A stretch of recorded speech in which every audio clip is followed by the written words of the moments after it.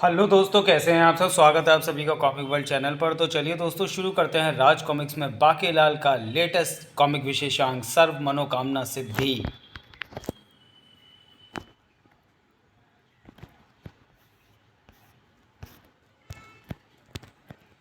सर्व मनोकामना सिद्धि। परिकल्पना मीनू गुप्ता, लेखन तरुण कुमार भाई, चित्रांकन प्रेम गुणावत, रंगसज्जा सुनील पांडे, संपादक मनोज गुप्ता, सुलेख नीतीश शर्मा, प्रबंध संपादक मीनू गुप्ता, स्टूडियो हेड आयुष गुप्ता, संस्थापक राजकुमार गुप्ता, मनोज गुप्ता, सहयोग रंजीत राम। मनोज गुप्ता पेश करते हैं सर्व मनोकामना सिद्धि। विशालगढ़ में आज बाकेलाल से ज़्यादा हड़कम सांपों ने मचा रखा था। हाय, हमारे बैल हीरा और मोती को सांप ने काट लिया। अब हमारे खेत कौन जोतेगा। हाँ, तुम्हारे पिता भी 2 माह पूर्व ही चल बसे, अन्यथा अब काम आते। हाय गायवती, मेरे पिताजी तो नहीं रहे, किंतु पिता समान ससुर और भाई समान साला तो जीवित हैं, उन्हें बुला लेते हैं। हाय जी, तुम्हारा सत्यानाश जाए। मेरे पिता और भाई को बैल के स्थान पर हल में जोतोगे। फावड़ा दास, तुम्हारी पत्नी को सांप ने काट लिया और वो मर गई। क्या? हाय मेरी काजूवती, अब मेरे बच्चों का क्या होगा। किंतु तुम्हारे बच्चे तो हैं ही नहीं। हाँ, काजूवती जीवित रहती तो वो होते। हर जगह सर्पदंश के मामले सामने आ रहे थे। ग्रामीणों ने भी सांपों से लड़ने के लिए मोर्चा संभाल लिया था। मारो मारो सांप को, अन्यथा फिर किसी को डसेगा। आओ मारो, है किसी में दम। हिस्सी फुस्सी काट लो सबको। इतने सारे सांप, भागो। कायरों रुक जाओ, हिस्सी फुस्सी। मैं कायर नहीं, मैं शायर हूँ। एक शेर सुनाता हूँ, बड़े गौर से सुनिए, आगे नहीं आता किसी और से सुनिए। अबे तेरे शेर की तो मैं बे कर हिस्सी फुस्सी। शेर की दाद देनी थी, दांत का दाग दे दिया। सगा नहीं था तो मुझे दगा दे दिया। विशालगढ़ में शोर मचे और राज दरबार का सन्नाटा भंग ना हो, ऐसा तो हो ही नहीं सकता। महाराज की जय हो। सांपों ने पूरे विशालगढ़ में आतंक मचा रखा है।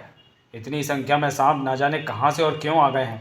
महाराज, मैं कुंडलाचार्य, मैंने विशालगढ़ की कुंडली देख ली है। विशालगढ़ के लोगों पर काल सर्पयोग का दोष है। पूरे विशालगढ़ पर काल सर्प का दोष कैसे लग गया ऋषिवर। उसका कारण मैं हूँ। एक सपेरे से जब मुझे पता चला कि यदि राजा प्रजा की भलाई का कोई कार्य कर रहा हो और इसी बीच यदि राजा के हाथों नवजात सपोले मारे जाएं तो पूरे राज्य के लोगों पर काल सर्प दोष का संकट टूट पड़ता है। मैंने फौरन ऐसा प्रबंध करवाया कि मोटा प्रजा की भलाई के लिए कोई कार्य करे। कांटा लगा हाय लगा नामक योग में यदि कोई राजा स्वयं खेत में हल चलाए तो फसल तिगनी होती है। अपनी प्रजा के सुख के लिए मैं कुछ भी करने को तैयार हूँ। बच्चू चला हल, मैंने इसी खेत के नीचे सपोलों को दबा रखा है। महाराज ठहरिए, यहाँ सपोले हैं, ये मर जाएंगे। बाकेलाल, ये सेनापति क्या कह रहा है। ये देखिए महाराज, अब आप ही बताइए कि ये सपोला है या केंचुआ। केंचुआ। बाकेलाल, तुमने महाराज को तो केंचुआ ही दिखाया है, किंतु वहाँ सभी केंचुए नहीं हैं। सेनापति, तुम प्रत्येक अच्छे कार्य में विघ्न डालते हो। अब शंका करना बंद करो, वरना हम तुमको केंचुए को चुनने का काम दे देंगे। और इस प्रकार पूरे विशालगढ़ पर लग गया काल सर्प दोष। ऋषिवर, काल सर्प दोष दूर किस प्रकार होगा। पूरे राज्य पर नाग बूटी का धुआं देना होगा। ये बूटी नाग के फन की शक्ल की होती है। बूटी लेने वन में कौन जाएगा। और कौन जाएगा महाराज, एक बलि का बकरा मौजूद है ना, मैं ही जाऊँगा। हमें तुमसे ऐसी ही आशा थी बाकी। कुछ देर बाद नाग बूटी लेने जाए मेरी जूती। मैं तो चला खुद को बचाने के लिए चमाचम नामक सर्प बूटी लाने, जिससे सर्प निकट नहीं फटकते।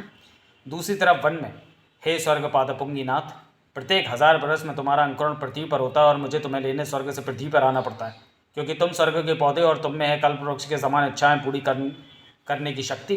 यदि तुम्हारी विशेषता का पता पृथ्वी पर रहने वाले किसी भी प्राणी को लग जाए तो पंगा पै जाएगा, क्योंकि ना मालूम कौन अपनी कैसी कैसी इच्छाएं पूरी करवाना चाहे।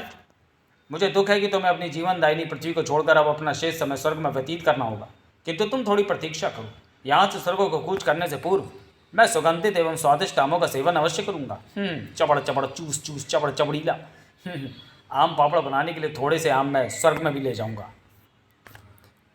उसी वक्त रुको स्वामी, यहाँ चने के खेत है, मुझे थोड़ा स्वादिष्ट चना चर लेने दो। चेतक, चना देखकर मुँह से लार मत टपका, चुपचाप चलता रहे। चमाचम सरबूटी का मिलना बहुत आवश्यक है। थोड़ा और आगे जाने पर, चेतक रुक रुक, स्वादिष्ट आम। वाह, मेरे तो मुंह में पानी आ रहा है, 2-1 आम चूसी लेता हूँ। अच्छा, अब बूटी का मिलना आवश्यक नहीं रहा क्या। मैं नहीं रुकने का। सड़ाक। चेतक रुकता क्यों नहीं। लगाम की संकेत भूल गया हो तो चाबुक से याद कराऊं। संकेत दिखा रहे हो स्वामी, तो ये लो चेतक का भी संकेत देखो। अबे चेतक नामुराद, कभी इज्जत से भी उतारा कर अपनी पीठ से। इज्जत लायक कोई काम कर भी तो लिया करो पहले, तेरा सत्यानाश हो। चेतक से कभी पंगा ना लेना स्वामी। अरे ये कैसा पौधा है?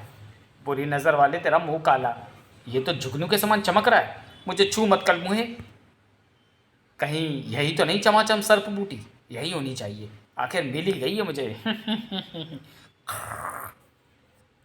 पत्ती देव, निंद्रा से जागिए, मैं लुटने वाला हूँ। मुझे पता है ये कमबख्त चेता खुन्नस में, इसलिए थोड़ा दूर पैदल चलता हूँ, तब तक इसका गुस्सा भी ठंडा हो जाएगा। बहुत चालाक हो स्वामी। थोड़ा आगे बढ़ने के बाद 1000 स्वर्ण मुद्राओं से भरी एक थैली मिल जाए तो जीवन सफल हो जाए। अरे वो कौन है? वो किससे बातें कर रहा है? स्वामी, ये तो छीछी करने वाली मुद्रा में बैठा है। 1000 नहीं, 5000 तो मिले। 5 से मेरा क्या होगा? 10,000 तो मिले। 10,000 इस जीवन के लिए तो कम ही पड़ेंगी। 50,000 ठीक रहेंगी। हाँ, मुझे 50,000 स्वर्ण मुद्राएं मिल जाएं, साथ ही 5,000 घोड़े, 10,000 हाथी।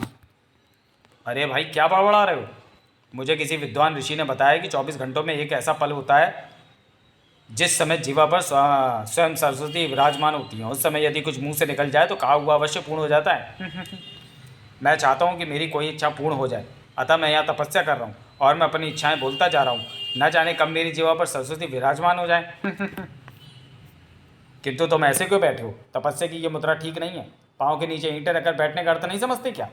पहले मैं बिना ईंटें रखे बैठ गया था तो बिच्छू काट गया था, फिर कन खजूरा चढ़ गया तो मैंने इन जीव जंतुओं से बचने के लिए अपने पाँव के नीचे ईंटें रख ली। लेकिन अब इस तरह बैठे रहने से मामला गंभीर हो गया है, निपट ही लेता हूँ। कायर डरपोक, दमे तो नीचे उतर। अरे वाह, मेरी इच्छा पूर्ण हो गई है। नीचे स्वर्ण मुद्राओं की थैली गिरी। अबे रुक रुक, मुझे तो जाने दे। वाह, और ढेर सारी थैलियाँ। और ये क्या, स्वर्ण मुद्राओं की बरसात होने लगी। अबे मार डाला बे। राम नाम सत्य है। भाग ले चेतक। लेकिन क्यों? उस मूर्ख ने स्वर्ण मुद्राओं के बाद घोड़े और हाथियों की भी इच्छा की थी। मारा गया गरीब। चा। बाकेलाल घोड़ा। बाकेलाल थोड़ा और आगे बढ़ा। अरे भाई, ये गड्ढा क्यों खोद रहे हो? कोई रात बिरात इसमें गिरकर अपनी हड्डियाँ तोड़वा लेगा। ये गड्ढा मैंने हाथी पकड़ने के लिए खोदा है। हाथी का क्या करोगे? मेरे जीवन की एक महान इच्छा है कि मैं राजा के समान सजे धजे हाथी की सवारी करूं। चिंपो चिंपो, तो फिर राजा मेरी पत्नी पे बैठ जा। अरे ये हाथी कहाँ से आ गया? ये मुझे कहाँ ले जा रहा है? तूने ही तो कहा था कि राजा के समान हाथी पर बैठने की इच्छा है। अबे उधर मत जाना, उधर गड्ढा। हाय, इसे कहते हैं अपने ही खोदे गड्ढे में गिरना। बेचारा, उसकी सबसे बड़ी इच्छा उसकी अंतिम इच्छा बन गई। उधर महल में, बन जा तू मेरी लैला, तेन छाछ पलावंगा। आजा मजनू, मैं बन जाऊं तेरी लैला। लैला बनेगी मेरी जूती। अरे जरा धीरे मारो सजन, पैंदा सूझ जाएगा। तू आ तो सही छिछोरे, तुझे पूरा सुझा दूंगी। भाई वाह सेनापति, तुम तो छिछोरे बन के सबसे निचले स्तर तक पहुंच गए। अरे बाकी मैं तो युद्ध का अभ्यास कर रहा हूँ। आजा, तुझे अच्छे से युद्ध अभ्यास करवाती हूँ। फिजूल में इतनी बेइज्जती हो गई। अब तो मेरे जीवन की यही कामना है कि दाची क्षमा अब मेरे गले लगकर मुझसे क्षमा मांगे। अच्छा, लो मैं अभी क्षमा तक तुम्हारे विचार पहुंचा देता हूँ। अबे रहने दे भाई, फिर पिटवाएगा क्या? किंतु तभी वो हुआ जो न बाकेलाल ने सोचा था और न मरखप ने। सेनापति, कृपया कर मुझे क्षमा करें। आपने मुझे छेड़ा ही तो था, मैंने व्यर्थ में ही आपको जूती से पीट दिया है। ये मैं क्या देख रहा हूँ? असंभव। क्षमा इस धूर्त सेनापति के गले आ लगी। अब जब तक आप मुझे क्षमा नहीं करेंगे मैं आपका गला नहीं छोड़ूंगी। सेनापति, दासी को तुरंत क्षमा कर दो। इतनी भी जल्दी क्या है बाकेलाल? सेनापति जी, क्या आप मुझे क्षमा नहीं करेंगे? क्षमा कर दो ना सेनापति जी। हरगिज़ नहीं। सेनापति, उसे क्षमा कर दो। उसने जूती मुझे मारी है, मुझे सोचने दो कि इसका अपराध क्षमा करने योग्य है भी या नहीं। और कुछ सोचने में समय तो लगता ही, संध्या तक सोच कर बताऊँगा। नहीं मानता तो मत मान। क्षमा कर दो सेनापति जी, क्षमा कर दो सेनापति जी, क्षमा कर दो ना सेनापति जी। तुम अगर ऐसे क्षमा मांगो क्षमा, तो मैं हर रोज़ तुम्हारी जूती खाऊं। पहले झाड़ू खा। पुई, नाच पिटे, छोड़ मेरी बेटी को। झाड़ू वाली माई, मैं हूँ क्षमा की महतारी। मैंने झाड़ू तुझको मारी, उतर गई हेकड़ी तेरी सारी। बोल जय हो झाड़ू वाली माई। हाय, मुझे क्यों मारती हो? पकड़ तो इसने मुझे रखा है, मैंने तो क्षमा कर भी दिया। आज का दिन बाके के लिए आश्चर्यों से भरा था। कमबख्त बाकेलाल, पहले क्यों नहीं बताया कि क्षमा की माँ आ रही है? सेनापति जी, आप आलिंगन रस स्वादन में डूबे थे, मैंने तो कहा था क्षमा कर दो। द्वार खोलो महारानी। नहीं, अब ये द्वार नहीं खुलेगा। चलो पकड़म पकड़ाई खेलते हैं। मुझे नहीं खेलनी। अच्छा लंगड़ी टांग खेलते हैं। मुझे नहीं खेलनी लंगड़ी टांग। अरे बाकेलाल, तुम, अच्छा हुआ तुम आ गए। यहाँ एक और संकट आ खड़ा हुआ है। और रानी को समझाओ कि हट छोड़ दें। कैसी हट महाराज? रानी मेरे गले लगना चाहती है, किंतु मेरी तोंद उसे एक हाथ पीछे से ही रोक देती है। मेरी तो बहुत इच्छा है उसे गले लगाने की, किंतु भला तोंद के रहते मैं उसे कैसे गले लगा सकता हूँ। अरे महाराज, आपकी तोंद पेट से पिचक कर पीठ की ओर चली गई। ये तो कमाल हो गया। इसका अर्थ मैं रानी को गले लगा सकता हूँ। महारानी बाहर आ जाओ, मैं तुम्हें गले लगा सकता हूँ। क्या सच? हाँ, ये देखो भगवान ने तुम्हारी सुन ली। मोटे की तोंद पीठ की ओर चली गई। आश्चर्य। ठंड पै गई। बरसों की तमन्ना पूरी हो गई आज। किंतु तोंद पीछे बहुत भद्दी लगेगी। कोई पीछे से गुदगुदी कर देगा तो पता भी नहीं चलेगा। पीठ पीछे सभी लोग मुझे मोटा कहेंगे। रात को सोऊंगा भी तो पलंग से ऊंचा उठा रहूंगा। इससे अच्छा तो तोंद वापस अपनी जगह पर आ जाए। तोंद बिना किसी पूर्व सूचना के वापस अपने स्थान पर आ गई। बाकेलाल, महारानी को नीचे उतार दो। जी महाराज। बाकेलाल, तुम विशालगढ़ और मेरे लिए कितने शुभ हो। तुम्हारे आगमन के साथ ही महारानी की बरसों पुरानी इच्छा पूर्ण हो गई। ये सब क्या हो रहा है बेटा बाके? कुछ देर बाद मैं जिससे भी मिल रहा हूँ उसकी इच्छा पूर्ण हो रही है। आखिर ये रहस्य क्या है? चलो पहले चमाचम सरबूटी को ही गमले में लगा लूँ। ओह, कहीं इस चमत्कारी पौधे के कारण ही तो ऐसा नहीं हो रहा। जब से ये मुझे मिला तभी से चमत्कार हो रहे हैं, अर्थात यदि मैं कोई भी इच्छा व्यक्त करूँ तो उसे ये पौधा पूर्ण कर देगा।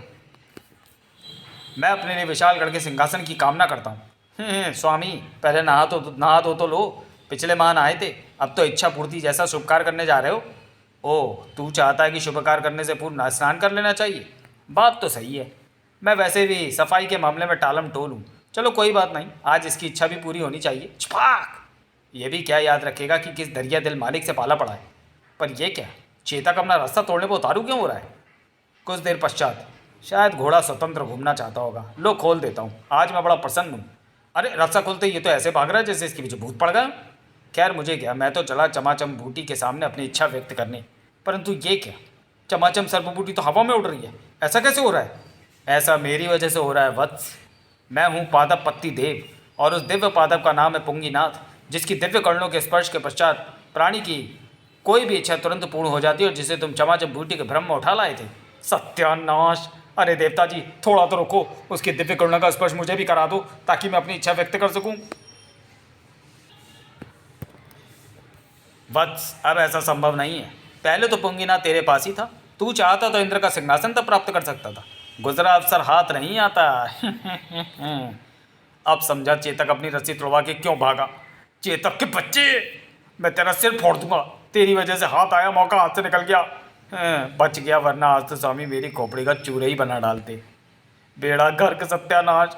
सारे जवानी की इच्छा पूर्ण हो गई, एक तू ही अभागा रह गया। बाके, तेरा कुछ नहीं हो सकता, कुछ भी नहीं हो सकता। वत्स बाकेलाल, गमला फेंक दो। देखो कौन आया तुमसे भेंट करने। आप कौन है? पुत्र बाकेलाल, हम हैं सर्व मनोकामना सिद्धि देवता। सर्व मनोकामना सिद्धि देवता? वत्स बाकेलाल, सुन। इस संसार में लाखों मानव रहते हैं और प्रत्येक मानव की कोई ना कोई कामना अर्थात इच्छा अवश्य होती है। किसी को धन चाहिए, कोई मन से परेशान है। किसी को पत्नी चाहिए, कोई पत्नी से परेशान है। कोई निरोगी काया चाहता है तो कोई धन्ना सेठ बनना चाहता है। किसी को महल चाहिए, कोई राजा बनना चाहता है। एक इच्छा पूर्ण होने के पश्चात दूसरी इच्छा बलवती होने लगती है। कहने का तात्पर्य यह है कि मानव इच्छाओं को कोई अंत नहीं, और संयोग से मैं हूँ इच्छा पूर्ण करने वाला देवता, अर्थात सभी इच्छाओं को पूर्ण करने का दायित्व मेरे ही कंधों पर है। तो चलिए दोस्तों, वीडियो को यहीं समाप्त करते हैं और मिलते हैं सर्व मनोकामना सिद्धि के दूसरे और अंतिम भाग में अगले वीडियो में। तब तक के लिए धन्यवाद।